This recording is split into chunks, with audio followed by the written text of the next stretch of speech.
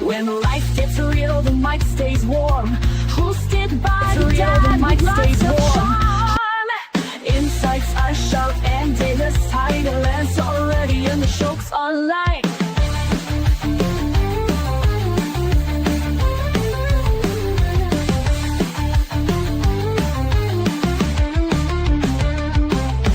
Hot takes, real talk, keeping it true.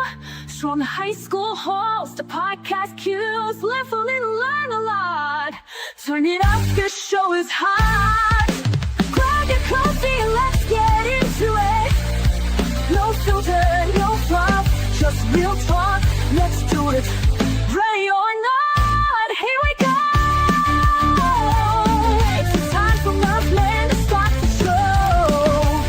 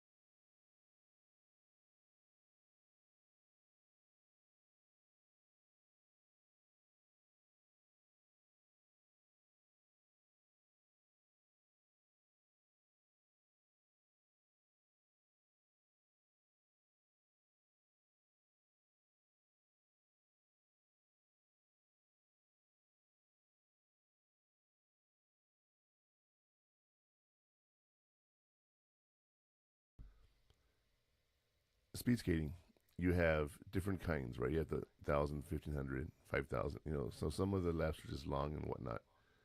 But it's interesting because at any given moment, anyone can fall.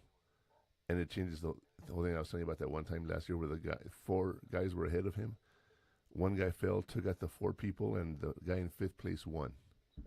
So, you never know when that's going to happen. And then I also like the skeleton and the luge and the bobsled, and I love winter, And then of course in summer I like all the track and field stuff. Do you? Yes, sir. But you don't care about any of that, huh? Not as much. Not All as right. much. Anything else going on that is going on around the world and that affects us? Speaking of sports. Sports? Well, nothing affects us for sports, but What's tomorrow? Super Bowl, right? Yes, sir. Go. Go Seahawks. Uh, I hate the Patriots. yeah, well, they're going to have another dynasty here with Drake May. What can we say? No, they're not. Yeah, they are. No, they're not. And I'll tell you something else. Hmm. Next year, you might actually have a chance with the Bills I hope. because they're just changing up the culture. Now, let's see if it backfires on them, right? Because Keon Coleman's probably going to get traded over the summer. No, he won't. Yeah, they're going to bring in more receivers for him. I'm telling you, Keon's not going to want to play there, so. Yeah, but tomorrow, go Seahawks. Yeah. And last but not least, today with Stream 915, Squad 915 Studios, we're actually doing squad games.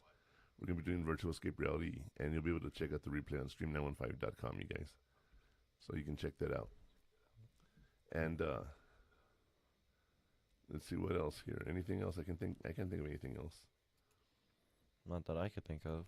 Well, before we get into it, let's make sure everyone knows that what they're getting into. I am the Murph Man. My co-host is Connor, and our views are our views alone. We're not experts, and we have an unfiltered show. Sometimes adult language might slip out, but it's never intentional. And our topics can vary on whatever we're talking about. Today we're going to be talking about unlocking campus secrets, and we'll talk about that in a little bit. But sometimes the subject can go anywhere. Like last week, we went on a really large tangent. We just went off the rail, right? But it was really cool. It was really cool. I enjoyed it. So as we're doing this, I want you to be aware of that. But I think it's time we ignite the fuse, Connor. What do you think? Sounds great.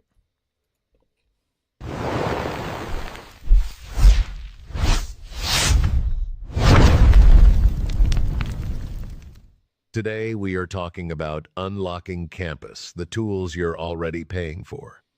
Today's hot take is a simple but powerful truth. You're not just paying for lectures and dorm rooms, your tuition includes a whole ecosystem of support. This episode helps students discover and use the resources that can make college smoother, healthier, and more successful. The fuse is lit. Murph Man, the mic is yours. All right. So unlocking the college campus. There are so many things available to you as a college student on campus. I don't know how much you're aware of. You know, Well, depending like what we're talking about. well, I'm just off the top of your head, real quick. What do you think uh, is available to you as a student at UTEP? Well, counseling, tutoring, library, Uh huh. almost everything you could think of school. I don't know really specifics. Yeah, that's honestly mostly it. Counseling and tutoring, and And when you say counseling, what do you think? What do you for counseling? What is counseling to you? I don't know, just talking about stuff. Like mental health counseling? Well, it doesn't have to be mental health. It's just talking about stuff. Doesn't have to Well, be bad. you're right. Okay. But you have mental health counseling available to you. So it's one of those things that I want you to really think about and be aware of as we talk about this today. You know, there's so much going on that let me get over here. Sorry about that. I'm over here trying to do something to get ready for the next clip, and can't find it. Hmm. Let's see here. Hold on. Give me a sec.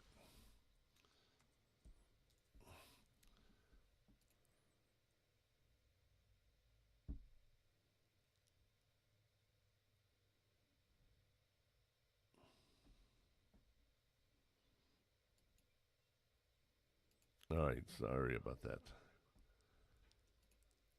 So yeah,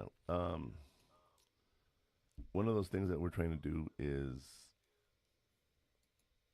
unlock what's available on campus. And when we talk about that, you have your student fees that you have to pay for, you know, several $100s of student fees.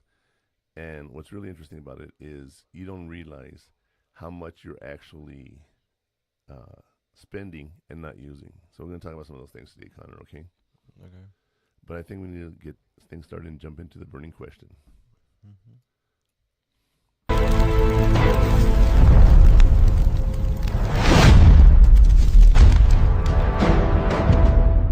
The secret that separates successful students from those who struggle. Today's question is related to our main topic of using the resources your college provides. Here it is. What is the term for reaching out for support before a problem becomes a full-blown crisis? A. Resource literacy. B. Proactive help seeking. C. Campus touring. Murph Man, let's see what today's flashpoint is. All right, so let's talk about this, you guys. So many things going on here. As we talk about this, the question is, what is the term for reaching out to support before a problem exists, right? We have a resource literacy, proactive help seeking, or campus touring. What do you think that the answer is there, Connor? I think it's C, campus touring. Well, you would be wrong. It's proactive help seeking. Now, what's interesting about that is when you think about the things that are available to you, if you go to orientation, they tell you all these things, right? But they don't tell you everything. But you need to be aware of what's available to you in school so that you can go in and get the help you need. So you have to go look for help before you need it, such as going to your advisor before it's even time to register, going to your counselors if you need any mental health help. There's also a medical clinic you could go to. You know, learn where those places are so that when you do need them, you know where to go. Does that make sense? Yeah. That's what we mean by the proactive help seeking. You know, smart students stay ahead of the game and they're aware of what's going on. You know what I mean? And not so much smart as in brain smart or book smart. It's more about what you're able to look for and use the resources you have. All right, but I think it's time we do today's hot take. Sounds great. Everyone tells you that tuition pays for your classes, but the truth is, you're paying for a $50,000 support system that you're currently ignoring. Most students treat college like a movie ticket, where you just show up and watch. The smartest students realize they've actually bought a backstage pass to every expert, tutor, and mentor on campus. If you aren't using the resources, you're essentially leaving half of your investment on the table. Murph man, let's help Connor realize that UTEP has a gym he can use. Okay. Yeah. You know, you always talked about the gym, and it's something that I've been thinking of, and I'm like, why doesn't he use the gym at UTEP? Because I don't have time. Well, I do, but I don't want to go by myself, and it's far.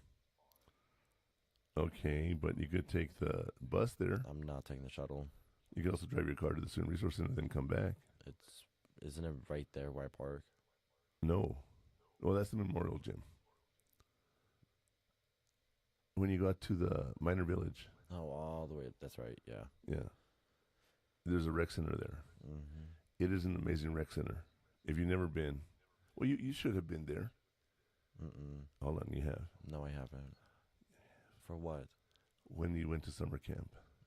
Summer camp. What's summer camp? Remember when we would go on the bus from Huey and we'd go over there? No.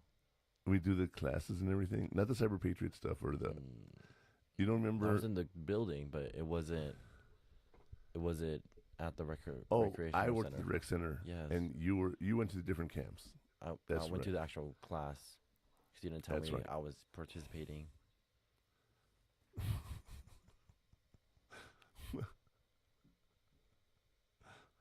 Hold on. You know, like I said, we go on tangents here, right? Tangents, he says.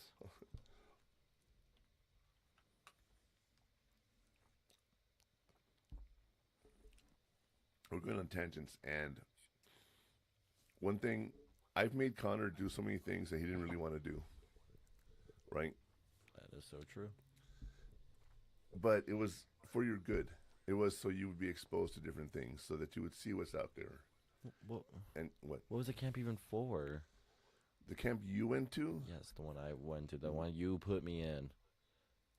And I was like, oh, I'm his student. Like, I'm his kid. I won't do anything. Yeah. Oh, no, you're participating also. Oh, well, okay, great. I don't even remember you went to 2 years. We went to do it 2 years. No, I was 2 working, years, yeah, God two different damn. camps, and we went and we did a few things over there, and it was funny because, yeah, we showed up and you're like, "What do you mean I have to do this?" I'm like, "Oh yeah, sorry, my bad," right? But you had fun meeting with your friends and doing stuff over the summer. You like to just sit at home and do nothing, right? I still like to sit home and do nothing. Well, right. But I made you do these events because I just want you to just be at home and doing nothing all summer. Okay. But you, as a UTEP student, pay student tuition, student fees, right? Those fees include all the resources we talked about: mental health counseling for academic counseling, a clinic, the library, computer resources. If you didn't have a computer, you could go get a computer at the library and check it out. You knew that, right? Yeah. You had the rec center, which is an amazing thing. Did you know they have a climbing wall there? Nope. Yeah, they have a pool. I've never seen anything inside it. It's amazing, dude. You actually have to go check it out one time. I'll tell you what. This week, how about we go check it out, so you can see everything. Just, do you remember when we went to UNT for the tour and we saw their gym? Yeah. I think this one's better. Really? Yeah. But UNT is bigger, way bigger. Yeah, but It's like double the size. right. But I think this gym has 6,500 square feet. And I don't know how much UNT has, so I can't really compare. Yeah, no, I'm saying it's pretty big, but you know, it's interesting to think about this stuff because you have all of these resources, right? Mm-hmm. And you don't use them, and there's nothing wrong with that. You don't have to use them, okay? But I will tell you this: when you think about all your different activities that are available to you and everything, you literally can see, how can I put this? You can see where your money is going, if that makes any sense. I guess. Yeah. Okay.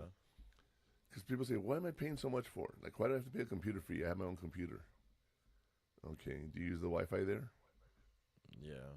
That's part of it. Library. Have you gone to the library to use anything? Study rooms, yeah. Have you gone to the student union? See, all these Yeah, fees for give food. these things for you. Okay. And people don't realize that. And that's why we're talking today about unlocking the campus.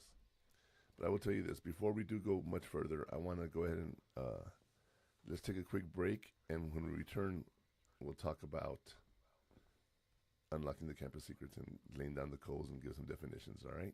All right. We'll be right back. It's time for a break. Hot Takes with the Murph Man will return after these messages.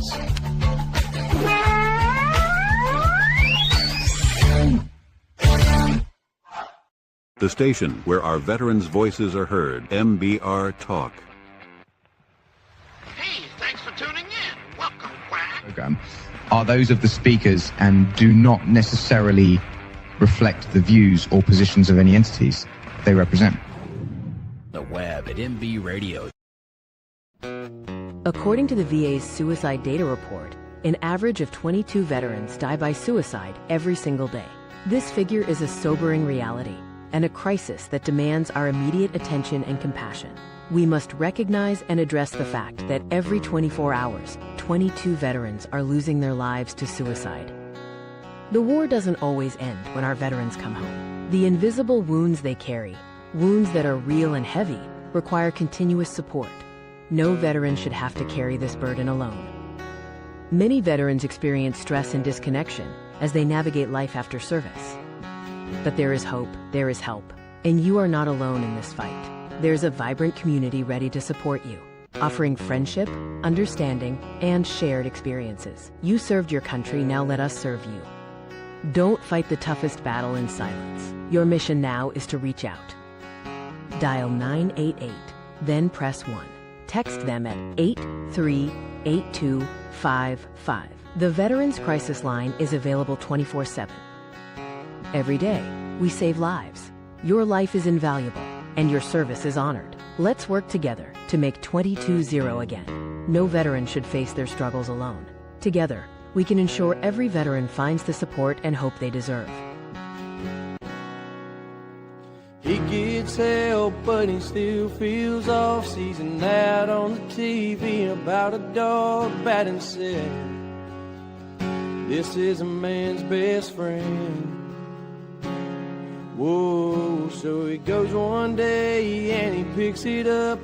Never thought a dog could bring so much love and put a smile on his face. But he's finally found a saving grace. He needs help, but he don't know the path to take or the way to go to be free. Put his mind at ease. We will help, 'cause we can't stand to see a soldier go to God by their own hands. We will do everything we can to make 22-0 again.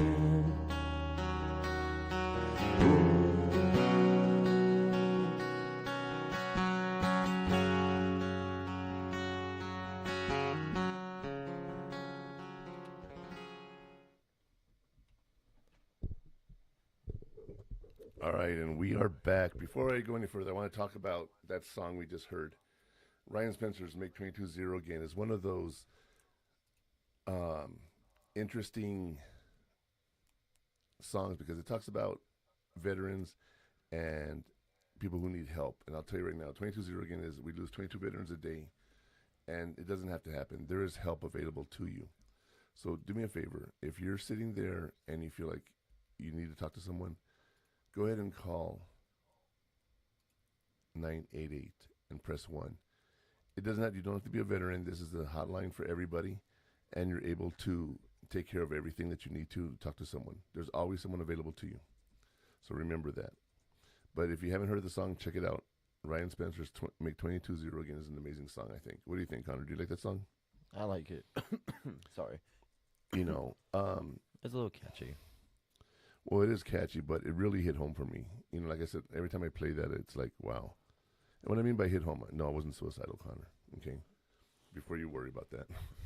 You know, and it's funny, as a veteran, they're always asking you that question because it gets annoying, and they say, I know, we got to ask this question, you know, but do you? And people don't realize that it really does matter, you know. You get, what's it called?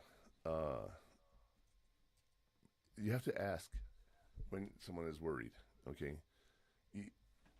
It's not going to make them want to hurt themselves, okay? So if you have any suspicion that someone is doing something, please ask. Don't just assume that they won't do anything if you ask them, okay? But I think it's time we ignite the fuse. What do you think, Connor? Ignite the fuse. I'm sorry, laying down the coals. Yes, laying down the coals. I wish I knew these 3 terms when I was starting out because they are the difference between struggling and succeeding. To understand how to win this game, we have to define the board while laying down the coals. Campus resources. These are all the services and programs your college provides to support you, from academics to personal health to career success. Proactive help seeking. As we just said, it's getting support before a problem becomes a crisis. Resource literacy. This is knowing what's available, where to find it, and how to use it effectively. Murphman, now that the coals are laid, let's get cooking. All right. So let's talk about these terms that we're talking about. Campus resources. These are all the services and programs your college provides to support you as a student. From academics all the way to health and career successes, career centers. We talked about that. Going to work on your resume, work on your LinkedIn page, and all of that, right? Yep. Proactive help seeking. You got to go out and get the help. You got to go look for the. They're not going to bring you everything. Okay, they covered it in orientation. They said we have this available, but you can check out the website. And then resource literacy. This is knowing what's available when and where to find it. And that's one of those things that you don't really realize that you can do until you actually go do it. And that's what I like about it, you know.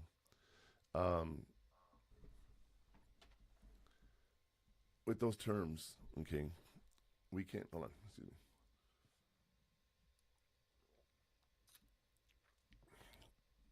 You really got to think about that stuff, Connor. So many things are available to you. Okay, people don't realize this. One of the hardest things to do is go away to college and have to leave your family behind, because this is the first time you have to do this as a kid. And going to a campus, you don't have any friends or anything. It's so important to know the resources. Going to the student union, making friends. We were watching a TV show the other day, and I don't know if you remember what the guy said. Do you remember? The doctor? Yeah. Not word for word, but I remember the gist of it. Well, what was funny was he said, he turns to this kid. This kid is like trying to do things, and he tells the kid, you know, don't be so desperate to make friends. He says, you're a smart kid. You're probably not going to have a lot of friends right now. You're not going to make your friends until you get to college. And I thought of you. And I said, let me show him this clip. And you had lots of friends. Let's make that very clear. And I can prove it to you by playing his graduation video for those of you who want to know. Okay? That's fine. It's fine. All right.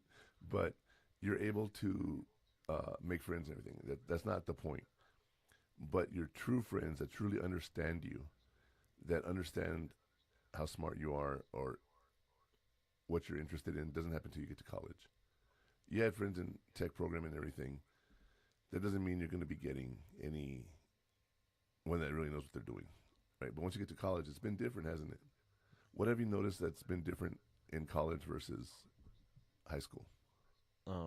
College is more hands-on problems, and we do more than we did in high school already. I can tell you that for sure. Oh, I'm sure. And what about your friends? What have you noticed? They're the same. They're the same. Honestly, yeah, they're the same. They're the same friends you had. I thought you've been telling me you've been making all these new friends. Yeah, but they're the same from high school. I mean, they're really not different.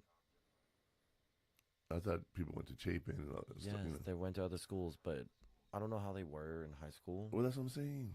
You didn't know them in high school. Yes, my new or friends, but the ones I've known, they're the same. And when you got to college, you've made new friends. That's the whole point. Well, of what, yes. Okay.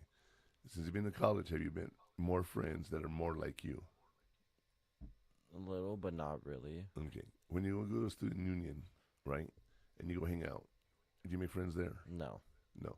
Do you make friends in the classrooms? No. So how do you make these friends? I don't know. Instagram. That's it. You just add strangers? I don't have them in class. I don't have them. I don't see them on campus. Really? I didn't see them on campus. So it just kind of happened. Okay. Well, if you started going to the gym here, do you think you would make friends there? No. Why not? No. I think you would. I wouldn't. Really? Mm-hmm. I disagree with that. You know. I agree because I know I won't. But how can you know? How can you not know? Yeah, I know when I went to college, I made friends in the student union. Okay, well, yeah, but not everyone's talkative as much as they were back in the day. You're right. You know, that's one thing that Gen Z doesn't have. You know, it was funny. I saw something on TikTok this morning. There's a guy talking about how our playgrounds as kids used to be very unsafe. And you see some of the stuff that we used to play with. It's amazing, right? Like there's a metal slide that was burning. It would give you second and third degree burns if you stayed on it too long. Or slid down after a hot day and just all right, like sizzling you. And it says we didn't have playgrounds that would kill us. We had playgrounds that would hurt us. And those playgrounds taught us to be careful and do things. Now you have these playgrounds that are made by lawyers that protect all the kids and doesn't teach them how not to hurt themselves. So that self-preservation drive is gone, you know. And it was interesting to hear him talk about that because it made me think, like, you're going to college and you're on your own, you know. I've always said I've been hard on you. I've done things with you. I took over things. I made you do things because you had to get to that level.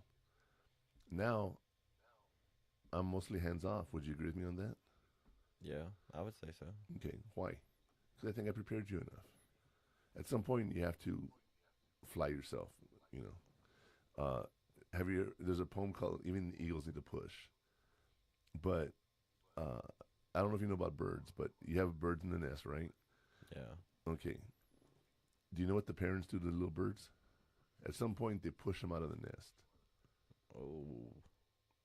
And either they have to like flap their wings to protect themselves to the ground, or they die. And then they have to fly back up to the nest to get food. What?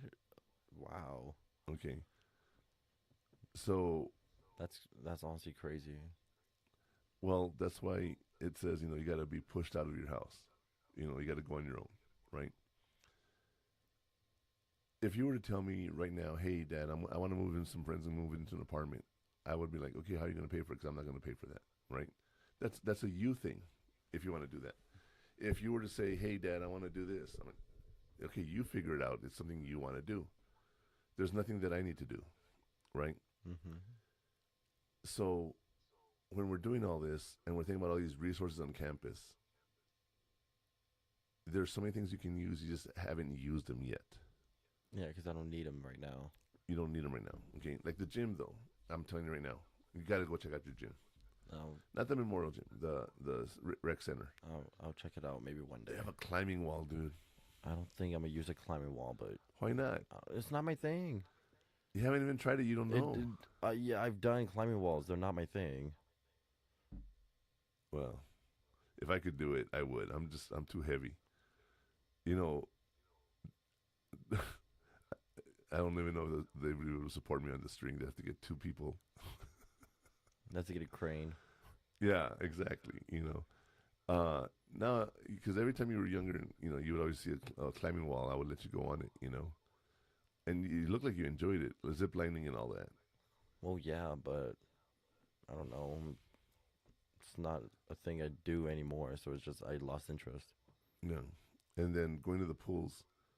We were younger. We'd go to the pools. Do you remember what we used to do? What? When we go to the pools? There's a lot of things we used to do. So, well, like what do you remember? I don't know. Playing with the pool toys. That they're called dive sticks, but yeah. Dive sticks, yeah. What would I do? I don't know. Toss them and make me go for them. Like fetch, right? But do you remember what else would happen? No. Other kids would join us. And I ended up buying like 15 dive sticks. I would have everyone get against the wall. I would close your eyes and everything. Then I would throw the dive sticks and then see who could grab the most. Can you imagine going to your gym at UTEP and doing that? That'd be funny. But it would, right? Yeah. Because I wonder how many people would actually play that as adults. I don't think anyone, honestly. I disagree. I think they would. If you actually make it into competition, it's funny. You'd be surprised what people do just to be stupid, just to reclaim their childhood, And the perfect example is last night. What were we doing before you left? Fixing the table. No, I'm talking about reclaiming childhood. We were watching the Muppet Show. Oh, yeah. We watched the one episode. Yeah. What do you think about it now that you're an adult? Was it still interesting?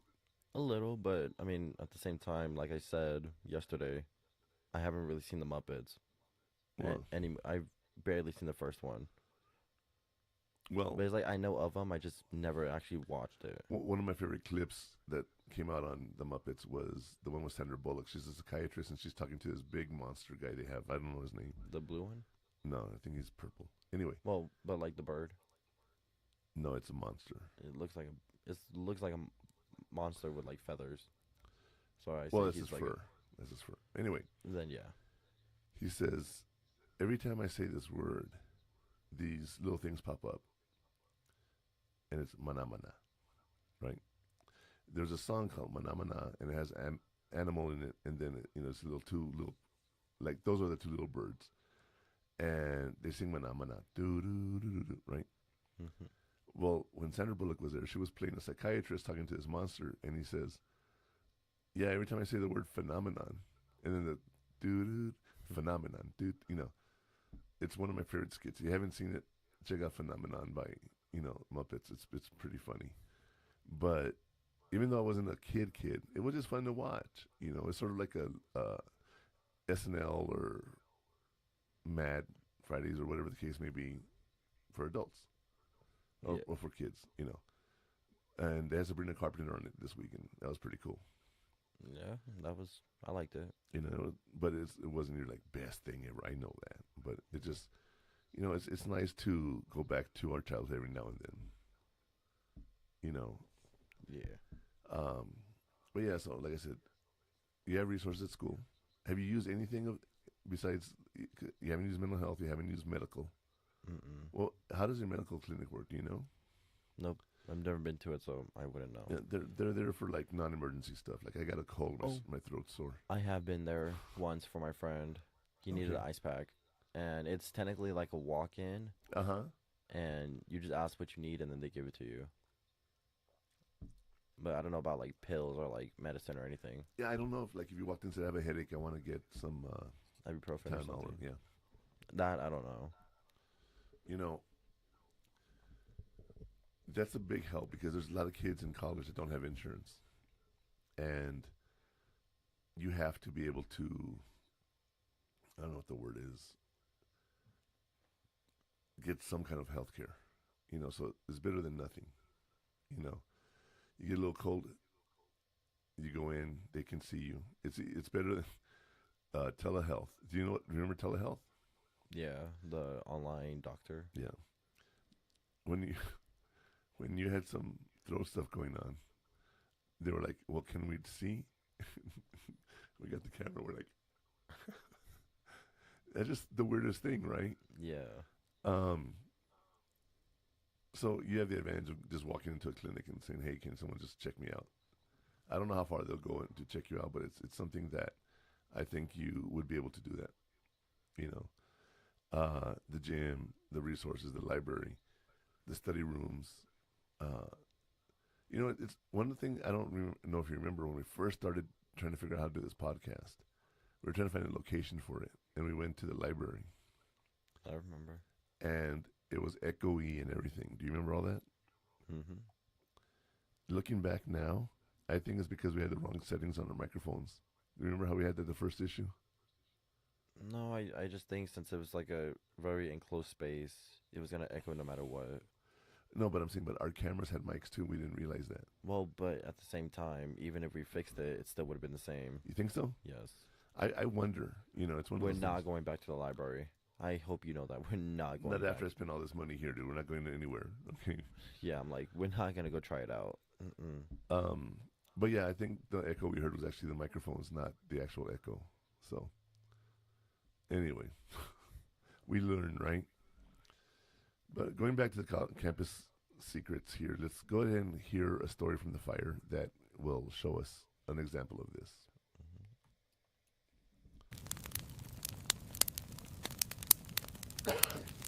You won't believe what happened when Devin finally tried the tutoring center. Devin was really struggling in his chemistry class but felt embarrassed and didn't want to bother anyone for help. After finally dragging himself to the free tutoring center, he not only passed the class but did so well he became a chemistry tutor himself the next semester. That one visit completely changed his trajectory. That was a story from the fire. Murphman, are you feeling the heat? It's interesting because that happened to me when I went to college. One of my first classes I took was called application software. We learned about software.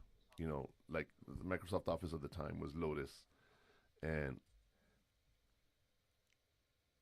I forget what it was called. I'm trying to think what the word program was that we had. Was it like an acronym or was it? No, not an acronym. It was, oh my, WordStar? No. It was before Microsoft Word came out, okay? And anyway, I had barely got a computer and I was learning how to use everything. And I went to this class and I understood it so well that I started tutoring students in class.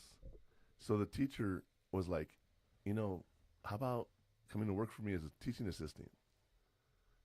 I was like, well, okay. So then I did labs and everything as a teaching assistant. And there were some students that said I taught it a lot better than she did. And I said, no, I understood it in a way that I could teach it. And before you know it, I was a teaching assistant, had a student teaching, work study, whatever you want to call it. Wow. And it was a class I was still taking. You know what I mean? So I'm supposed to be learning it. But yeah, you're helping people. I'm helping people learn it. Yeah, it's really weird. But that was pretty cool, So I told you, well, how many times have I told you? Have you gone to your advisors? Have you gone to your TAs? Have you gone to your labs, your seminars, your workshops, whatever, to get help? No. Okay. The other day you went to go talk to your advisor because you were having trouble with something on the blackboard, right? No, my teacher. I had trouble with his Zybooks. Okay. But you went and talked to them, right? How did that go? I mean, good. I logged out, got the course code, and then that's it. So you were able to get the help you needed. Well, yeah. Did you ask them any questions or anything? No, because I had no questions for her. No. No. So, if you needed tutoring, would you know where to go for that? No. Well, yes, I do, but I don't need it Okay. yet. You don't need it yet? Yet.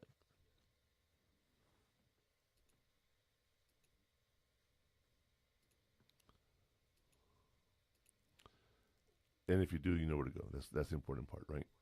Remember we talked about looking for resources and whatnot? Yeah.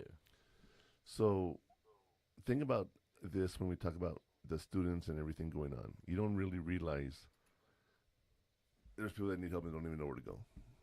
You know, with Devin, he was having trouble. He finally went to tutoring. Then he got the help, and eventually becomes a work study there. I have a friend of mine who runs labs at UTEP, and she has TAs that go in, and they make their money being teaching assistants, and it's part of the program that they're in and everything. Yeah. Do you ever think you'd want to do something like that? No, because I don't think I could teach. You don't think so? No, I suck as a teacher. But yet you help your friends all the time. Not really. How many times have you told me I'm going to go help such and such with this because they don't understand it? Not as much. You just think it's a lot, but it was only like 3 times. How about you've done it? Yeah, but I wouldn't do it on the daily. You wouldn't? No. Even if you're getting paid? No, I don't know what I'm doing. One thing, I've talked about take a lawyer to lunch, right? When I had people that wanted to help me, they wanted help from me when I was in my program. They're like, hey, can you help me learn this subject? I'm like, yeah, buy me dinner. So, or buy me lunch or whatever, And we would sit there at lunch and we would talk about what they needed to learn. We didn't go as friends to just chat about whatever. We actually were working, and I was getting a free lunch or dinner out of it. So think about that. If you ever have anyone that says, hey, Connor, can you help me? Sure, but, maybe we can go grab a bite, and you can pay for it and I'll help you while we're doing that. Maybe. Free food. Very important for a college student, right? Yeah. Food's expensive. Really expensive. You're learning that, huh? Like, how much are you spending on your food at school? I don't know. You don't know, but I'm saying every meal. $13 every meal. And you don't eat every day, but, yeah, when you're there for the whole day, you got to do that. Yeah. Yeah, it's crazy. It's crazy, the money you need and everything is just, it's there, but yeah, it's just so weird. How much food's costing for students. I know, right? Yeesh. Going to the gym, like for example, the cheapest gym, Planet Fitness, is $25 a month, or $15 a month, but $25 a month. You have that included with you at UTEP. You have the tutoring, you have the computers and everything. Can you imagine having to use a school computer? Yeah. You'd have to go to and check it out and use it, every semester and everything, right? Another thing is you have to pay for your books, right? Now they're all online, right? They're all digital and whatnot. You still got to pay for them, though. Right, but in my day, we would go to the library and we could actually look at the book. They had all the course books in the library. So you could go to the library and read it and not have to worry about paying for the book. Well, we pay because that's where we do our work. Oh yeah, no, I'm saying it's all digital now. In my day, we had books. I know, but I'm saying that it's online because we have to do work, as in like math and all that. Yeah. So we have to buy it. Yeah, and they're expensive too. Like, what was that one book you just bought? $128 or one program, whatever you want to call it. Yeah. God damn, man. I think that was for a semester. Oh yeah, not even the whole year. It's one semester. One thing that we used to do when I was in the Army in Killeen at Central Texas College and University of Central Texas, and I did it at Sol Ross, but people had never heard of it. We had hard copy books, right? So let's say we bought it for $60. I would go to the teacher the next semester and say, "Hey, can I sell my book to your students?" And you walk into the first day of school and say, "Hey, I'll sell it to you for $25," and people would buy the book from you, right? The next semester, that person would go into the class and sell the book for $25, and that's how we kept costs low for us. You don't have that ability now because it's all digital, right? Yeah. In my day, we used to be able to buy stuff. Now it's all streamed, and you only get to use it for whatever. I bought a song on Amazon Music years and years and years ago because I wanted it, and this is before we could download stuff, right? And I can go into the account; it's still there. But can I download it and use it on my computer? No. I have to actually go sign in, and it's their property, not mine. That's ridiculous, when you're able to, what's the word I'm looking for? Buy things and have hard copies. I like that a lot. I take notes and everything, all that stuff. You have your digital stuff that you do, right? Yeah. So think about all that and ask yourself, would you rather go to school now with the digital stuff, or would you rather have gone in those days and have to carry all those books? I would still say digital. Really? Yeah. See, you know my bookcase by my desk, right? It has all my books from my programs that I couldn't sell. Or I didn't want to sell because I liked the book. And I've gone and I've referenced stuff because, again, in the old days, we used to have to go and read stuff, right? We didn't have it up on the internet. Yeah. But that's one of those things that's really cool. I have a book that I want to read again. It's called Inside the Criminal Mind. It's like one of the first profiling books ever made. And I actually have 2 copies of it because I bought one for your mom. And we were reading it together. And it was really weird, talking about serial killers and criminals and whatnot. But hard copies are fun. You don't have to be on your phone or your tablet or your laptop. Yeah. So. But I'll tell you what, we've talked about the definitions that we were talking about today, the terms. We've given you a story. I think it's time we get to the heat map and show you those things that you need to be able to do to avoid getting burned. Or I should say, the things you have to do to get started here in the heat map.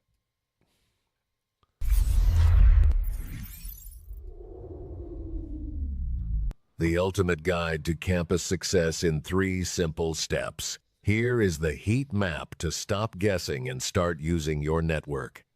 Take a campus tour that is specifically focused on resources. Find the tutoring center, the writing center, the counseling office, and career services. Add the contact info for these key resources to your phone or planner right now. Visit each major resource at least once, even if you don't need help yet, just to know what they do. The map is drawn. Back to Murphman for the next segment. Yes, you guys, the heat map. It's interesting because you don't think of this stuff often, okay? Take a campus tour that's focused on the resources. It's there. You could ask for it all the time. People just don't do it. Find the tutoring center, the writing center, the counseling office, medical centers, career services. You got to know where those are. So if you ever do need them, you know where to go. Add the contact info for these key resources into your phone or planner so you can have them when you need them, And visit each major resource at least once, even if you don't need help, just to know what's available there, okay?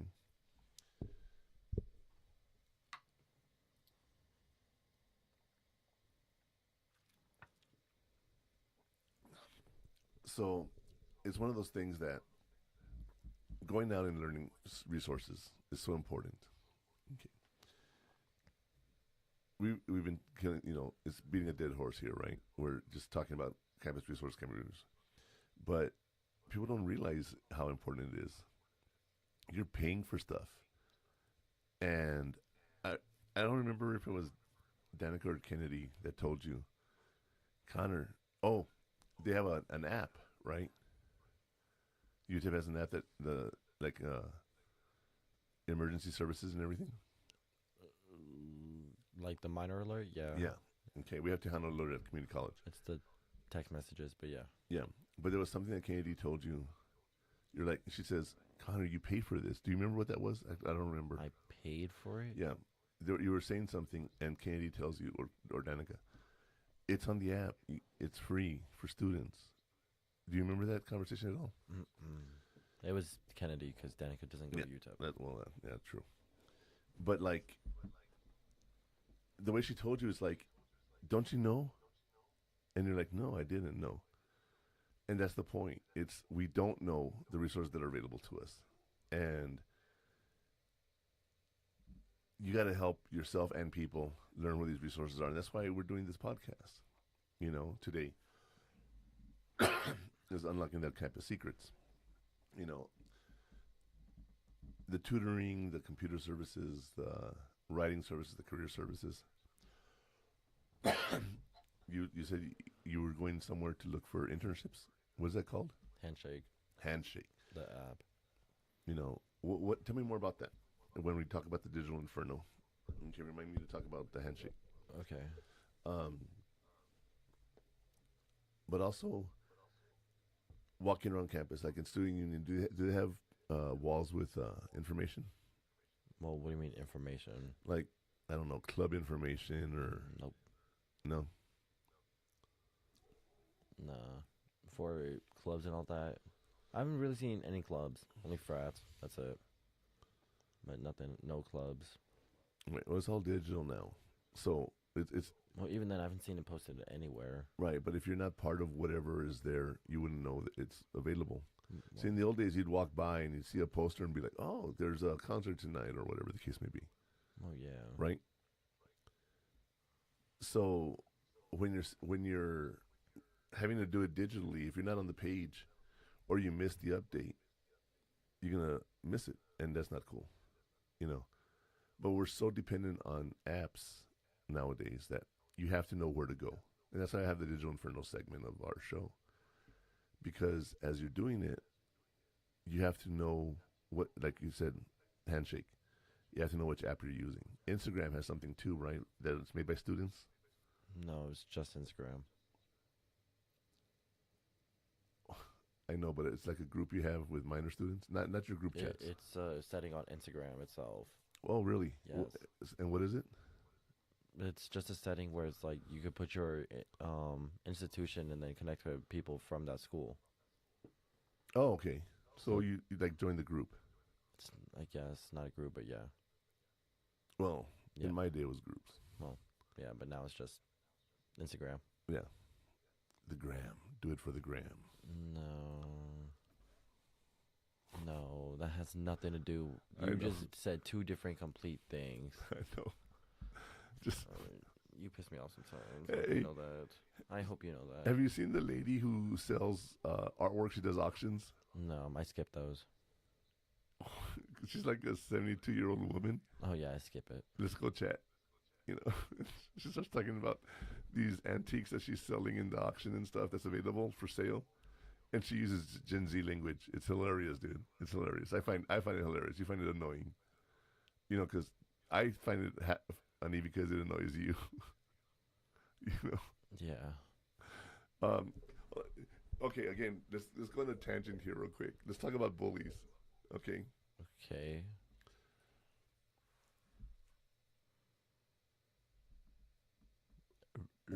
Why? Shut up. See? Stop bullying me. It's because you're like, Well, I'm trying to think how to phrase it because it wasn't planned. It just came to my head. But bullies pick on you.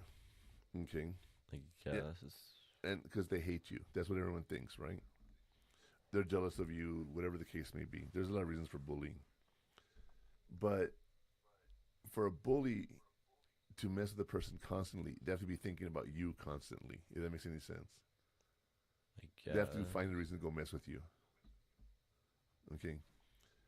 And one of the things about a bully is they want to engage you and piss you off and push your buttons like I do with you, right? Or send you stupid memes or whatever the case may be. So what's funny about it is, if you don't let them bother you, they get nothing out of it. Right? I mean, I guess. Okay. I don't really have any bullies anymore. So. No, well, right here. We bully each other. We make fun of each other. We insult each other. Not like a bully, but It's the same thing. this is for fun though. For us, but if you're the one being bullied, it's not so fun. Well, right? that's what I'm trying to say. You're not really a bully. Well, you know, Besides, there's no such thing as bullies anymore. Well, we try to be bully-free zone. That BS. No, there's really none. No more bullies anymore. Well, you're older now. You know, it really doesn't happen as much nowadays. Okay. Yeah.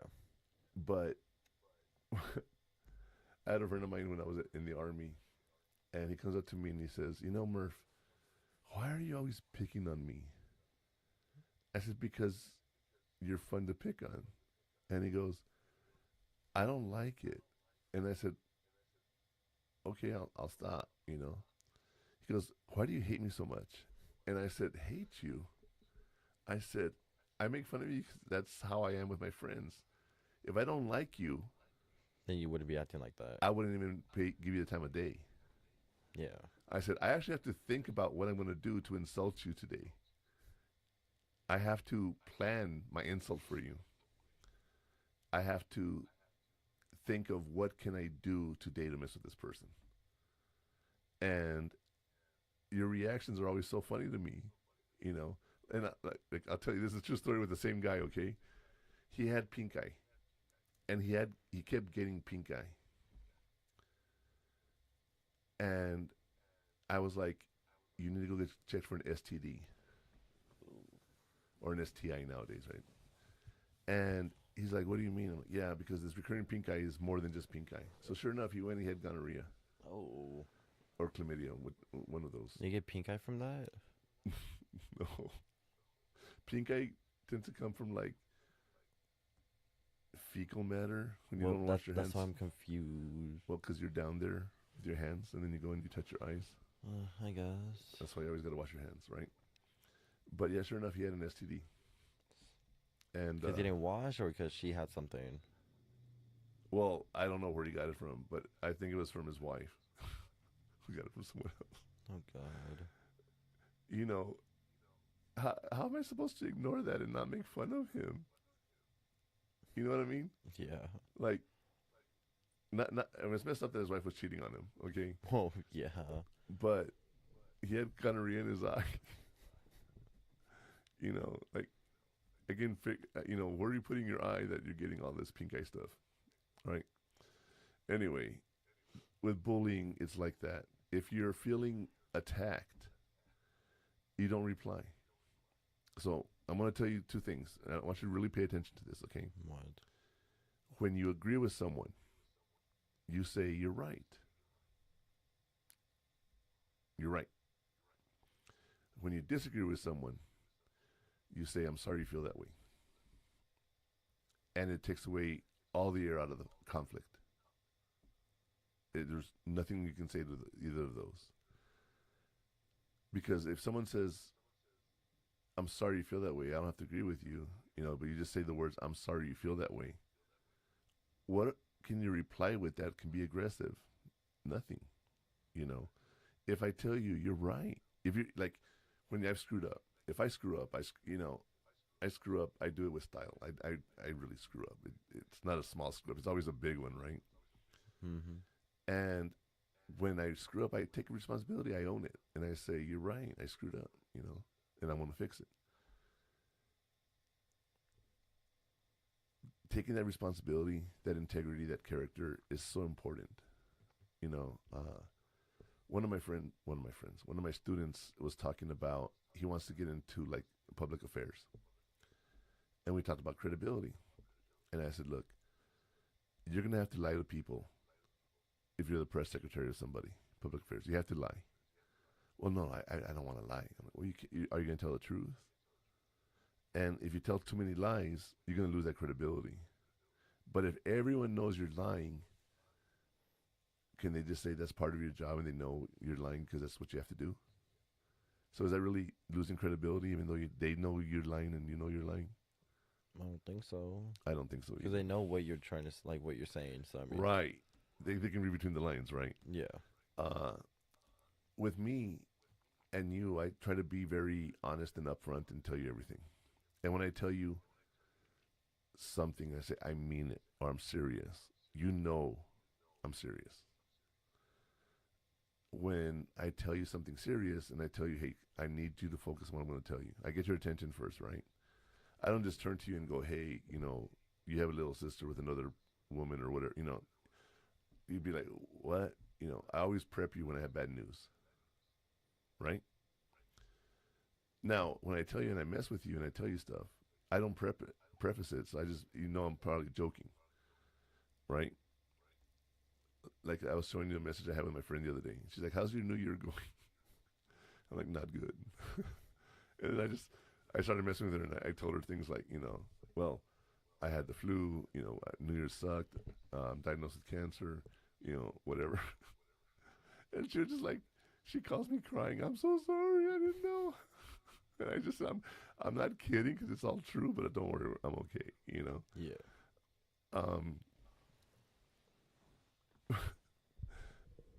I'm a bully.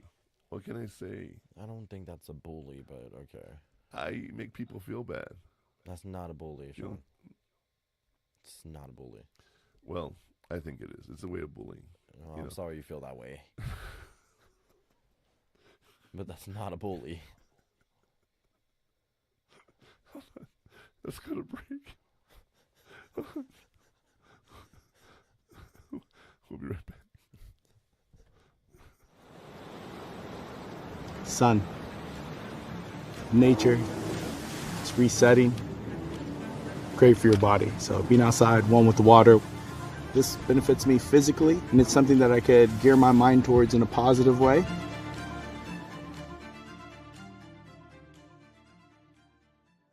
My name is Stefan. I served in the United States Marine Corps as a 2841 from 2010 to 2015.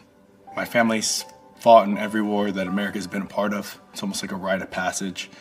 Felt like a calling since as long as I can remember. I think actually the first impact where things kind of resonated was my first deployment.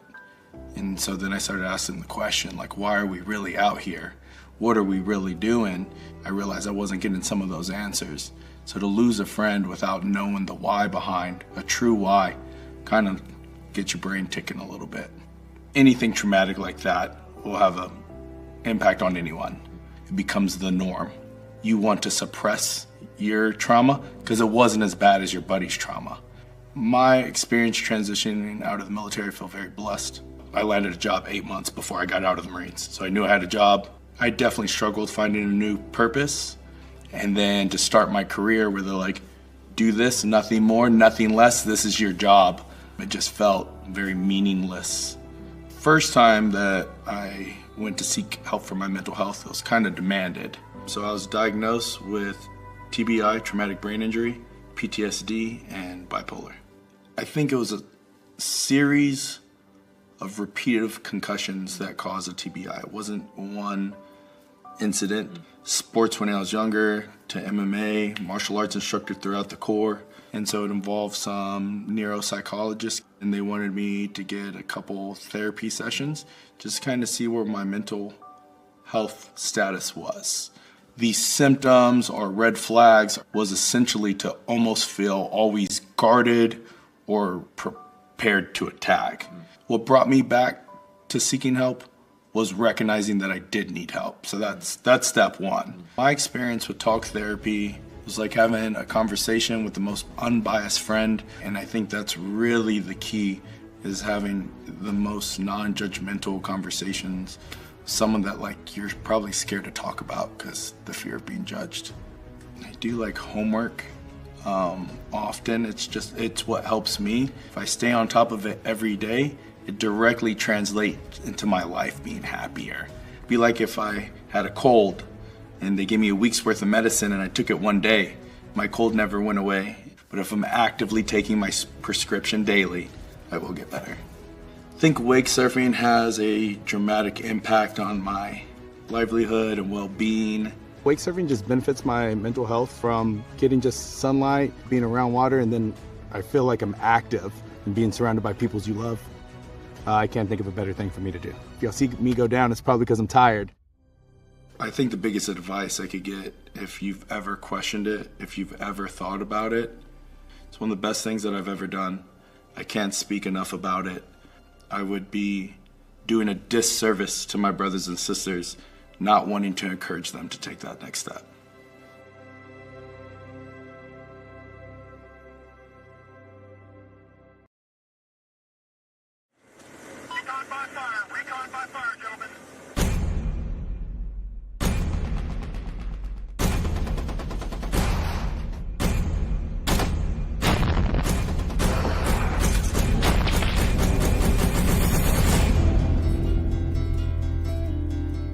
The way we are in combat, and you never leave anyone behind. And that doesn't change when you get home. I think vets really need to help vets and let them know, dude, it's gonna be all right.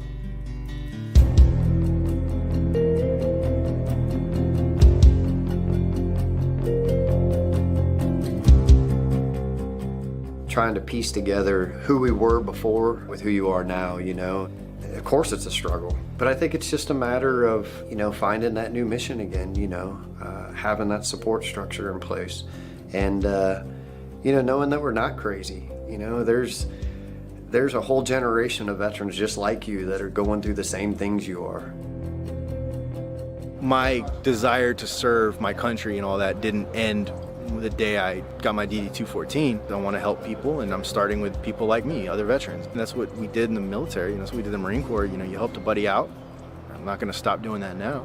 You know, once a Marine, always a Marine. Can you imagine an entire company of Marines, the greatest fighting force in the world, all dedicated to doing good for the rest of their lives? It's out there. People are doing it, and I just think that story needs to be told.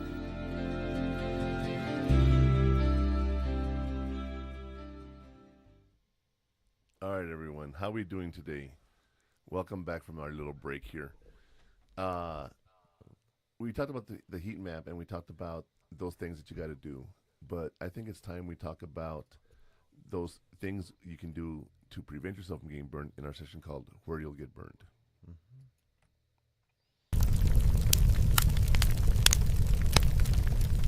Stop ignoring these services. It's actively hurting your bank account.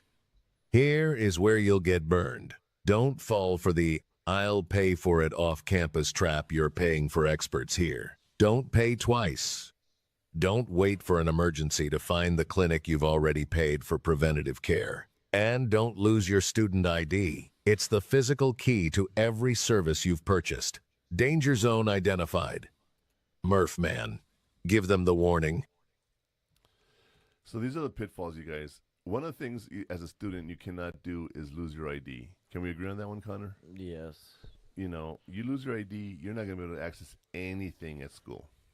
Well, yeah, I guess. Well, depends. Because you could just give you a number, your student ID number. You don't really need the physical card. Okay, but when you sign into school, you have to scan the ID card, don't you? Sign into school? Yeah, don't you have to? You told me a teacher had you scan your ID card every day or something. Well, that was in the auditorium, but I mean, yeah, I could have done it on the app also. Oh, really? Okay. All right, so that's how they counted attendance. Just for that class, yeah. You know, it was something like big like that, where you have like a lot of students and you can't like count every single one. That's what you would do, or use iClicker. Okay. So, you know, when you think about this, you should already know this. It says, right? That's how you feel. You should already know this stuff. But if you don't, if never been experienced it, and you never had a chance to see what it was, you're not going to know it exists. You know, like, did you know they had a clinic? Did you know they had a counseling service? Did you know they had the student resource center? Did you know they had the rec center? You know, yeah. If you don't know, you don't know. And well, yeah, but I mean, you've heard of it, so it's like you're aware of it. But I mean, since you don't really need it, you just don't focus on it, and yeah, right. You don't need it until you need it, and then you're too late. Also, college is a place for learning that includes how to ask questions. Okay. Don't wait until finals week to get help. Use the support systems early and often. Last year, during finals week, you were studying a couple weeks before that, right? You'd go and you'd study with your friends. Yeah. That is what you need to do. You did not wait till the last minute. That's very different from high school, right? In high school, you didn't care. I'm getting a little better. Yeah, you are. On stuff. You know, but in high school, you didn't do any of that, really, right? So now you're in college and you have to do things a little better. And of course, you know, don't feel embarrassed. I promise you, everyone needs help. Okay? The most successful students are the ones who use their tools. Okay? When, oh, excuse me.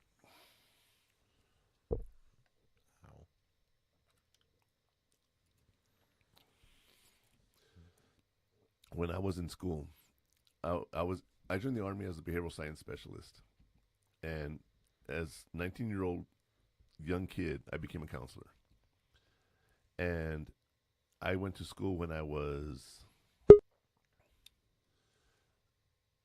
25. I started going to school, so that's already 36 years of experience that I had before I even started going to school for psychology. And what's really interesting is I'd go to school and I already got to experience all of that because I lived it for 6 years. I already had gone to Somalia and I'd done counseling in a combat zone. So when you come to me and you tell me, hey, careful in a counseling session, I've been in combat doing this, you know? So learning it, I had to learn it just to get the paper, which is the degree, right? But being in class and knowing how it really works is very different because, you know, in a perfect environment, what can you do? That's what it actually tells you. So when I went to school, I was able to hear other people's perspective and learn new ways to do my job. Now, why is that important? Well, I never studied. You know, I had to do projects and work and everything, but I never really sat there and studied until I had to take my final comprehensive exam, which is a 4-hour exam. Damn. And I told you the story about where they said, I'm going to work with adults, and all of a sudden they threw a kid in there, and I didn't know anything about kids, and I had to learn everything about kids in 1 week. That's all I studied, because I knew all the adult stuff. I in 1 week, I crammed everything I could about developmental stages and everything. And it was interesting because I learned a few things that I never thought I would learn. Growing up, I never thought I would have any kids. And then Connor comes along, and I had to learn how to do this. I ended up teaching developmental psychology so I could learn how your process of growing up would be. And I was a little hard on you, and like we talked about this, and I always told people, wait till he's 18, and we can go and see if I did a good job or not. You know,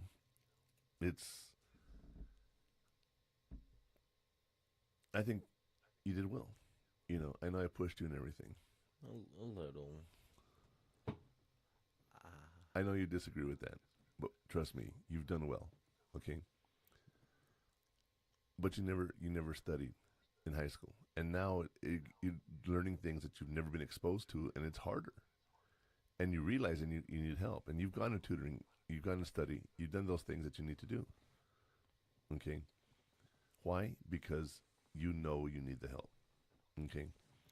The other thing is you've also changed because you're more mature. As we get older, we get more mature.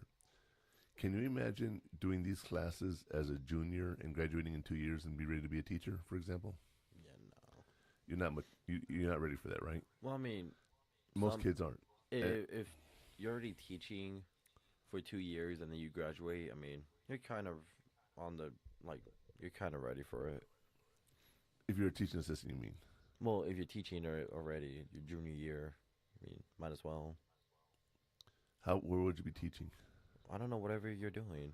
You said it right now. What I said was, can you imagine right now being a junior and graduating in 2 years and start teaching? Becoming a teacher. It's because you said if you're a junior teaching and then you graduate in 2 years, would you be ready for that? So right now, Well, but you then mentioned being no. a junior. But And- you mentioned a junior teaching, like Okay. like a TA. Yeah. Okay. That's why I'm like, maybe yes. But as an adult, would you be ready? Maybe if you're a TA, yes. Okay, so maybe we get ready. That's what I'm saying. You know, learning about work study. Have you heard anyone talk about that? Has anyone even come mention it to you? Has any program reached out to you? Any email? No, right? You have to go to the Career Services Center to find out about work study. Yeah. Okay. Well, Work I on- mean, Handshake does that also. It does? Yeah, but it's mostly for Handshake's mostly for juniors and seniors, because freshmen and sophomore don't really do much. Right, but you can start doing stuff. Not really. Like I said, juniors and seniors mostly. Mostly, but you can start doing stuff if you wanted to. Maybe. They just try getting you to get the job, but then you won't do much till junior year. Till you actually like know, unless you went into like some classes, then that's when they're gonna trust you more. You mean the teachers? No, the jobs. Oh, okay. Well, you know, that's why we have internships and everything, right? So you can get that exposure to stuff. Because you might do an internship and realize this is not what I want to do. You know, you at least have the cybersecurity training that you took in high school, so you have a better idea than most students. Yeah. Kinda. When I started going to college, I said I'm going to become a business major. I took my classes in business, and that was different. And I realized I didn't like it. And I said, okay, you know, I'm going to just go with what I know, psychology. And I've been doing that for 35 years, you know. It's really funny if you think about it. I have 25 years teaching psychology and 16 years specifically as a counselor, aside from all the other jobs I've had in psychology. That's a lot of experience. You know, and going to school right now, if I were to go try to get my PhD, do you think I'd get in psychology or do you think I'd get in something educational? Well, isn't psychology technically educational? No, not. Psychology and teaching are different. I guess not really, but I would think you would just mostly be psychology. You think so? I don't think you'd be anything else. There is a program that you can go to. It's called Curriculum and Instruction. You can set up how people are taught. And those C&I people are always looking for jobs, okay? They're always needed because not many people want to do that. But I've told you, when you go for a master's degree and doctorate, you have to have a program, right? I have a program that I want to implement in elementary schools, and it's a traffic program. I want you to think about this. Do you remember Safety Town? Yeah. Imagine that in the school. Okay. Okay. When you're walking in the hallway, what side of the hallway should you be walking on? Right. And when you turn the corner, how do you turn the corner if you're turning right? Stay by the wall. Right. Since you're on the right side. And if I'm going to turn left, what do I need to do? Go to the right side of the wall. And then? And then go straight. I mean, what do you mean? If I'm going to turn left. Yes. You turn left and you go to the right side of the wall. You go to the right side. You don't cut the corner. No. Right? Because you can hit somebody. Well, yes. Stop signs, yield signs, go, yellow light. You know, all that stuff can be implemented into elementary school and teach kids basic safety rules that they can use as they get older. You know, that's the program that I would want to implement if I ever go in for my PhD program. Now, when you were younger, one thing I never worried about was you running into the street. And I know you don't remember the rule, unless I've told this story before. I don't know if you remember the story, but I would tell you the gray, which is concrete, you can stay on. You never go into the black. I remember that. And it's one of those rules that I just taught you that way. Never had to worry about you running into the street. But there was one time, our house was on a little hill, and you were riding your bike on the driveway. Do you remember the story and what happened? Well, keep going. I don't want to say it. No, I want you to say it. I don't want to. I'm asking you, do you remember? I don't remember it as much, okay. but I remember the gist of it. So Connor, you know, he was coming on the side of the house, and then he started going down the hill, and he realized he didn't know how, he didn't have his brake, or he wasn't able to stop, or whatever reason, his feet were not on the pedals, and he started gaining speed, and before you know it, he's going into the street, and a car's coming. You jumped off your bike and just stood up and let the bike go into the street, and you know, luckily, the car was okay. No one hit anything, right? But the guy in the car was laughing. Instead of being scared that he almost hit a kid, he was just laughing because, you know, you're coming down that hill pretty fast, and you just jumped off and threw your bike into the street. And it was just more funny than anything to all of us that were there. Was it my Spider-Man tricycle? Or? Yes, it was. Okay. Well, not tricycle, it was a bike. But yeah. No, tricycle because I had training wheels. Okay, you had training wheels. It was training wheels. But tricycle means it's well, two. but you know what I mean. Well, yeah, you had. I don't know what it's called, but yeah. Yeah. So. Yeah, you know, it's one of those things that learning safety rules is something that I would want to teach as my PhD program. As stupid as that sounds, it'd be something elementary. From someone who started off as counseling adults that doesn't want to work with kids to someone who actually wants to develop programs for kids, it's pretty cool, huh? Just a big switch. Yeah. You know, with the new thing that we're coming up with, I think that's pretty cool. I'm already creating the Instagram page for it. I already started doing all that. Of course you have. Yes. I have to. You have to get out there and have social media. You don't have to, but okay. You do have Not to. social media if you're just starting. Okay. I say just do the website itself and then later on. Okay, how do you drive business to your website? I don't know, dude. Through social media. What are you going to post? You have nothing on the website. I have the courses I'm making. Making? I already not made? No, I already have them. But you haven't made videos for them. No, I haven't made the videos That's yet. what But I'm I have saying. the courses. It doesn't matter. You haven't made the videos yet, so there's nothing to post. Or there's nothing posted. Right. That's what I'm trying to say. Yeah. I have stuff. I need to make it different. Okay. No, you need to post it. It's what you need to do. Yeah. Okay. You know, going back to the things you're gonna get, the pitfalls, those things you're gonna get burned, you guys, is ask for help. Okay. Know what's out there. Understand that there's certain things you got to do so that you can do this. Okay. As you're thinking about all this stuff, right? Just be aware and get the help before you need it. Yeah. You know, don't wait till you actually need it before you get the help. Go to tutoring, get the help, pass your classes, get the resources, go to mental health counseling, go to advising, go to your student rec center, and work out some of that stress. Okay. But I think right now we should get to those things that will protect us from getting burned, called the heat shields. Here are today's heat shields.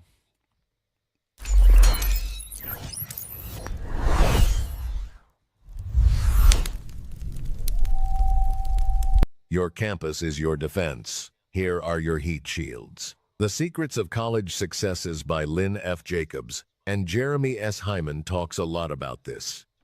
Your best resource is your own campus map or the student portal on your college's website. Look for the school's apps or online directories for booking appointments with these services. The shields are up. Murph Man, what's next? All right. So these are your heat shields for today, everyone. Okay. Let's talk about them one by one and go from there. Remember, these are the things that will help you prevent from getting into bad situations.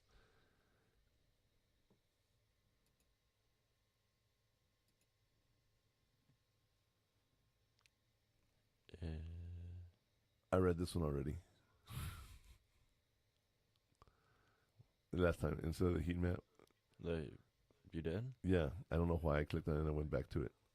Anyway, going back to it. Don't think you should know everything. Ask for help. Don't wait until finals week to get help, and don't feel embarrassed. You know, everyone needs help. I just remember that. Oh, well, yeah. I thought you were just saying that like as an extra. No, that I was on the wrong slide. Is what I'm saying. I already said that. I started reading it. I know. That's why I thought you were just saying it as an extra. Okay, but we're doing heat shields, right? Yes, we're doing heat shields. Okay. So, The Secrets of College Success by Lynn F. Jacobs and Jeremy Hyman talks a lot about this. It's a good book to use. Again, the best resource is your own campus map. Okay. You've seen the campus map, right? Yes, no. I mean, yeah. Haven't looked at it fully, but yeah. Okay. There's the student portal. You have a college website itself, right? Yep. And then the apps. Those are all things that we do there. Okay. As we're doing it, the more you go to school, the more you'll see what's available to you. Okay. Using those apps and going to the website, using the campus map, knowing where to go, taking the tour of the school, going around and seeing where your classes are. That first semester, getting familiar with the campus and everything. Okay. It takes time to learn your campus. Okay. And then you're going to get a new class in a new building, and you got to find a new way to get there. If one of these days, maybe I'll take you to UTEP, and I'm going to show you a way through campus that you didn't even know existed. I'm pretty sure I know most of them, but I'm pretty sure you don't. I'm pretty sure I do. I will guarantee you don't. I'm pretty sure I do. I'm pretty sure I do. We'll make a bet on that. I'm pretty sure I do. You think so? There's only a few ways to get into school, so I mean. Yeah, but through the school. Oh, like, then yes. How to go from building to building, stuff like that. You know. Uh-huh. You think you know all of them? Yes. I don't think so. I do. I don't. I know I do. I'm sorry you feel that way. You're right. You know, you don't want to get burned because all of this is preventable. You can take the steps to control yourself. Remember, I keep saying over and over, poor planning on your part doesn't make it an emergency on my part. Mm-hmm. Planning, setting up, scheduling, using your tasks, everything I mentioned every episode, you got to do because it prevents you from getting burned. And as you're here thinking about that, ask yourself, what can you do to avoid the situation you're in right now? And whatever, if it's a good or bad situation, right? Yeah. If it's good, you want to keep doing it again. If it's a bad situation, what do I got to do to stop it? Tomorrow, we have a problem. We want to go see the Super Bowl. We want to go to Dave & Buster's. Well, we don't want to. We just do. Well, I like it there.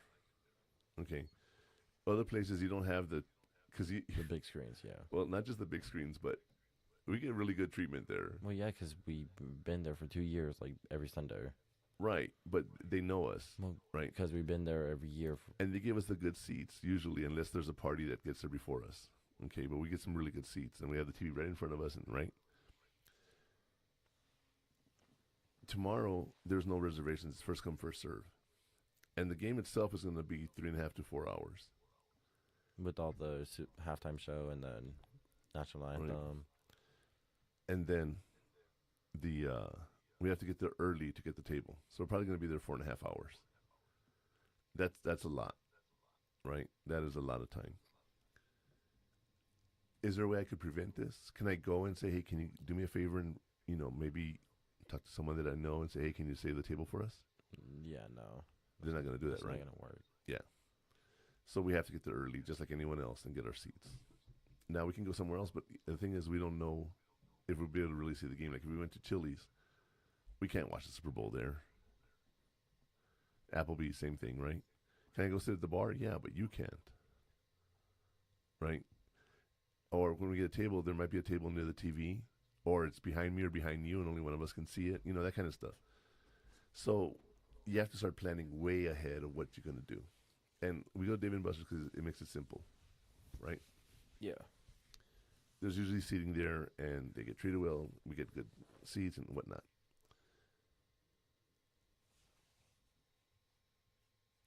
When you can think about stuff like that, your resources, and you say, hey, this is going to work or it's not going to work. Okay? It changes a lot for you. And that's what I think is interesting, is because you can actually go in and avoid a lot of the issues that people have, because you can plan for it and you can prepare for it and you can go get the resources. And I know if you needed to get help, I'm pretty positive that you know where to go for everything now. Mm-hmm. I don't need to help you. Okay. When you went to your teacher to ask about that program, that was all you. Okay. I think you're gonna have a better semester here coming up than you did last semester. Right? But I'll tell you what, let's go through some reflection questions in our afterburn section, and we'll talk about things you can think about and see if you learn anything today.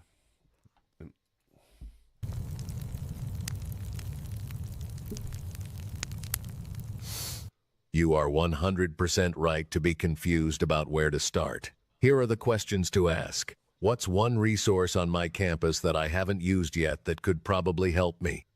Who can I ask if I don't know where to go for support? What is stopping me from reaching out for help?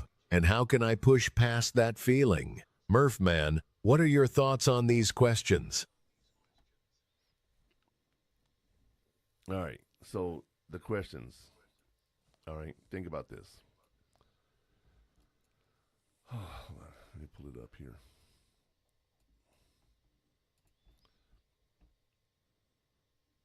Sorry. I got a text message and I had to get out of the screen. All right, so what's the one resource on your campus that you haven't used yet that could probably help you, Connor? What do you think that would be? Counseling, health. Literally everything. Okay, but what's one thing you think that would help you right now? Nothing. Nothing right now because you don't need it. Gym, maybe. Funny. Well, No. Yeah. No. Okay. Also, who can you ask if you don't know where to go for support? Myself. Family, I guess. If you don't know the answer, you're going to ask yourself. Family and friends, okay. What else? Advisor, I guess. Your advisor. Not much, but yeah. Your advisor. Go to your advisor and ask them, right? I guess. And what's stopping you from reaching out for help? I just don't want to ask for help. I know that, but what's stopping you? I just don't want to ask. That's what's stopping me. I'm not going to ask. Why do you have such a hard time asking for help? Because I don't want to ask for help. It's just simple like that. I just don't want to ask for help. There's nothing wrong with asking for help. I right? know, but I just don't want to. I never do. And you make it harder on yourself sometimes. Oh, wow. I hope anyone who's listening to us can actually go and get the help they need, because it's one of those things that you don't really realize. Asking for help is probably the hardest thing you have to do, but once you get the help you need, your life gets much easier. Don't fight things you don't have to fight. Okay, so we're going to take a break, and when we come back, we're going to talk about the Digital Inferno and Handshake app and a few of those apps that we can talk about. Right. We'll be right back.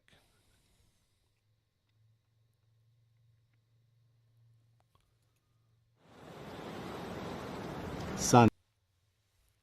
When I needed help, I wasn't shamed. I was able to get the mental health treatment that I needed. I felt like that really helped me just get out of my own way and become a successful person, become a happy person.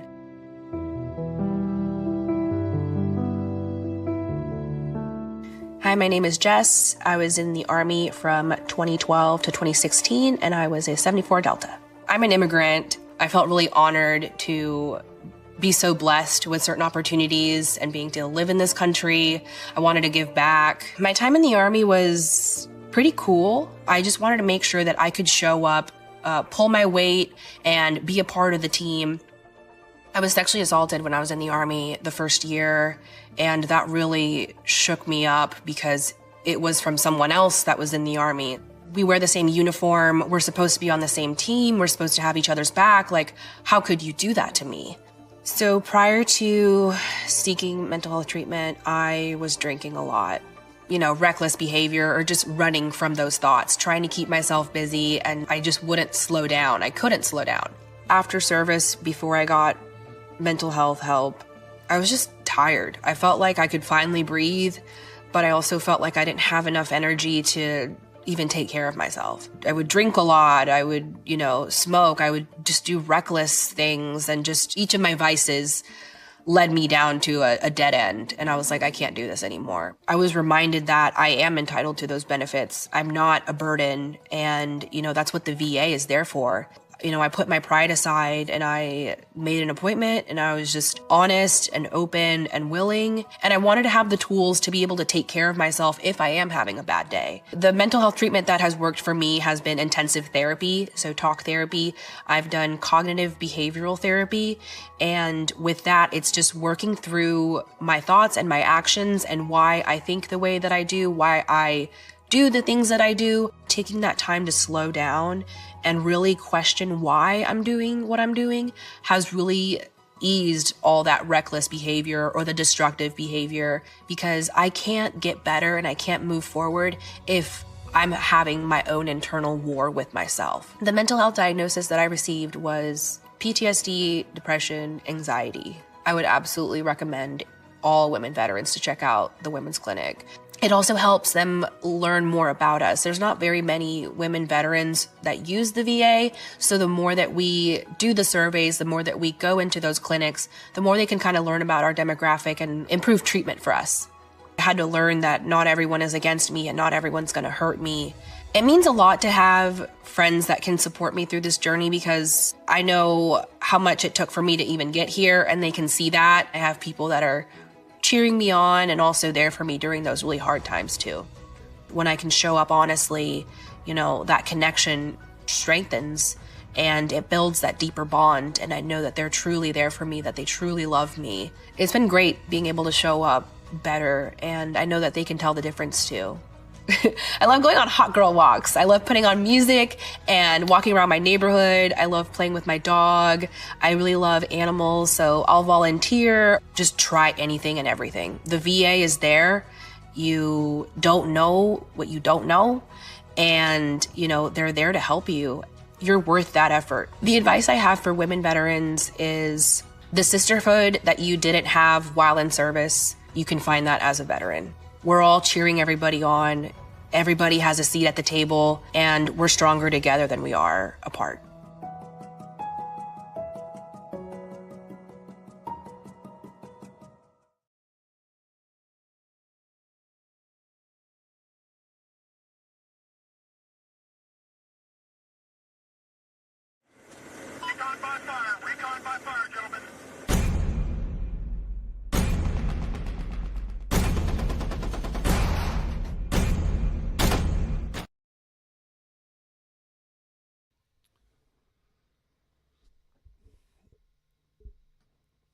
All right, and we're back, you guys. Now, I got to tell you, I play those military videos.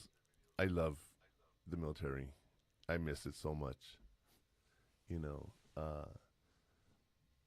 it's an experience that I really regret getting out of as when I did, but it was to save my marriage, and I had to do what I had to do. You know. Yeah. But I'll tell you what. Let's get the Digital Inferno started, so we can go ahead and tell people what kind of technology is available to them. Here's our Digital Inferno.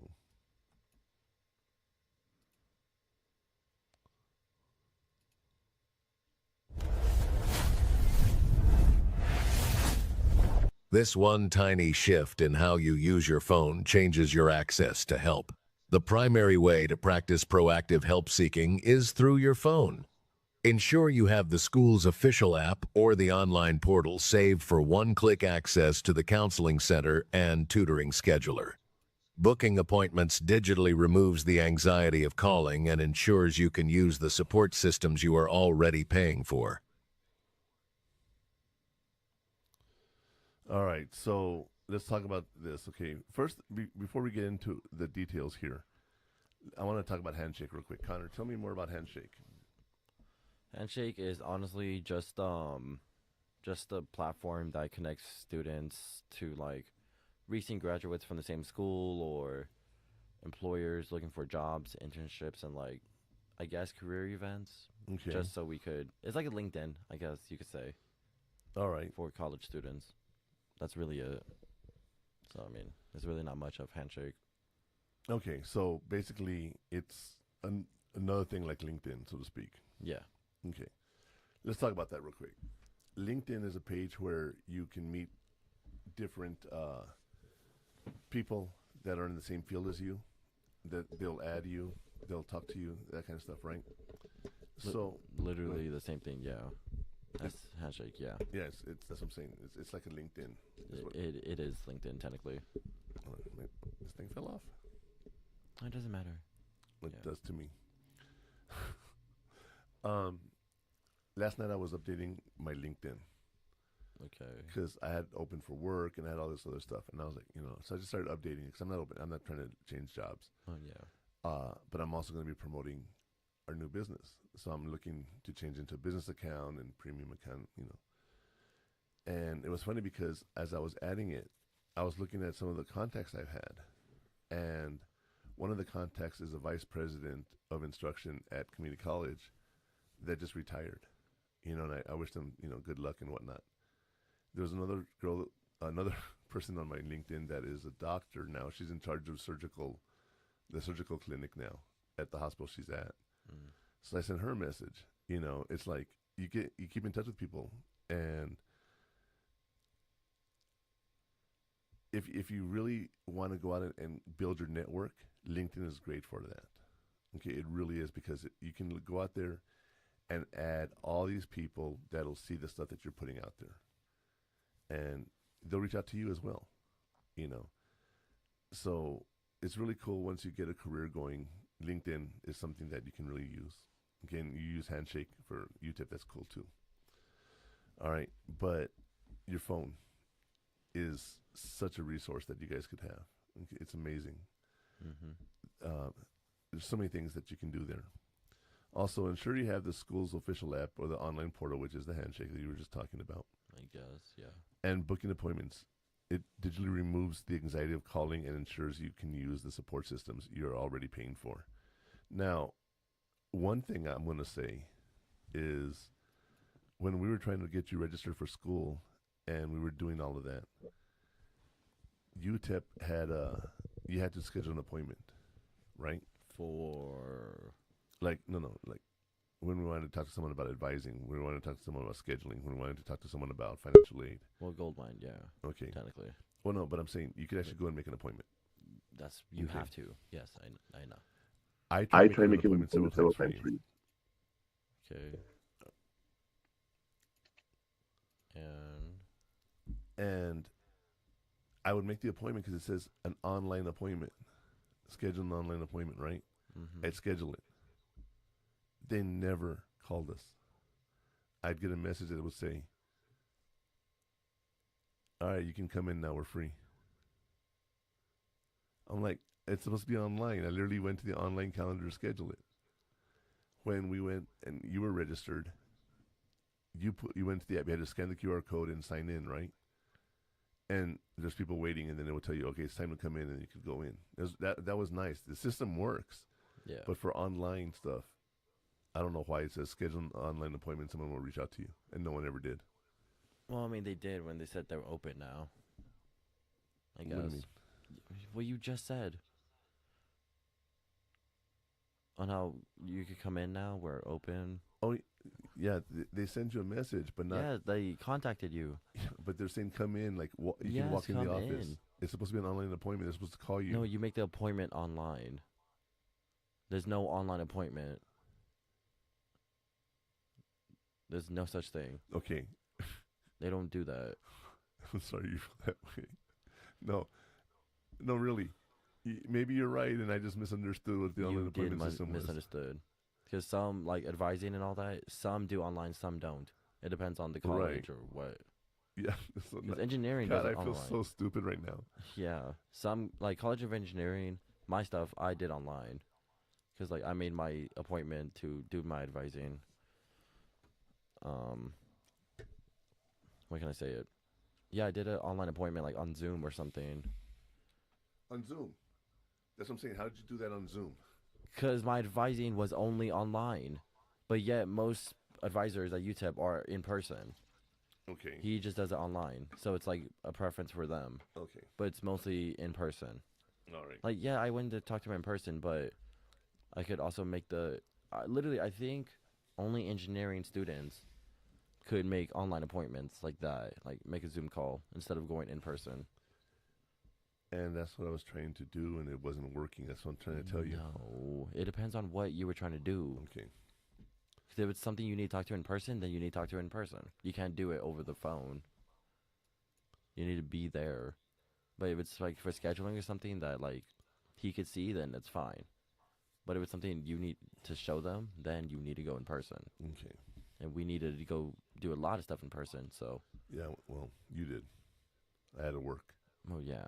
You know. But that's, yeah. You know, technology is one of those things that is always going to get us, no matter what. Right? Us? I mean, I guess you. No, people in general. People in general. Okay, we have to use technology nowadays. You know, I'm not going to talk about AI and say, you know, we're behind the curve and everything, right? But there's advertisements that say, you know, people over 40 are using AI as a chat or search engine. Yeah, you.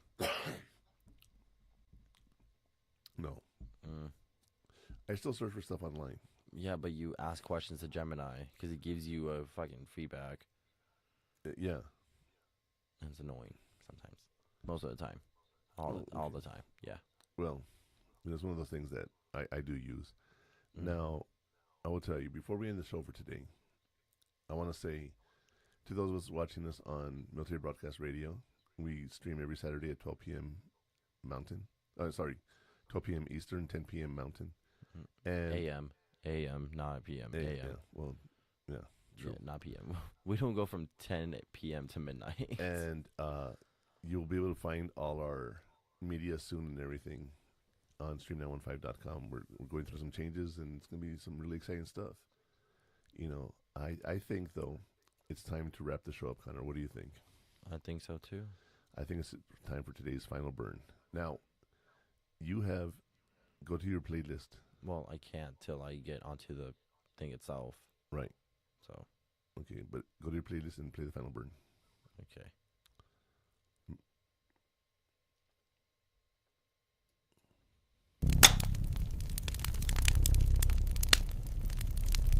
It's always about the strategy. Okay? There we go. You're not bothering anyone by asking for help. You're building your future. Use the tools. You already paid for them. Murph man, let's get your final thoughts and wrap the show. All right. That's basic summary here, you guys, is real simple. You're not bothering anyone. You're building your future. Worry about yourself and get the help you need. Use the tools. You've already paid for them. Real simple. You know, you don't realize all of this is something that you can do anytime. Okay. They have schedules, they have office hours, but you can go online, you can research stuff. You can also use this thing called the phone and call people. Okay. When we were looking at UNT, for example, I called and talked to the person that, you know, the residence person for the housing, because I wanted to ask questions about how it worked. And I said, what kind of things does he need to buy so I can start like buying them if he needs them? And she told me, one thing you want to buy is alien putty. It's like the Gorilla putty that we use. You can put stuff on the wall and it's nice, temporary, and it doesn't stick. You know, little tips like that they answer my questions. But it was so cool because she goes, I live in the dorm. Let me tell you what I wish I had when I first got here. You know, just reach out to people. You never know the help you're going to get. You know, but I think that's all for today. And I will see y'all next week. See you then. See ya.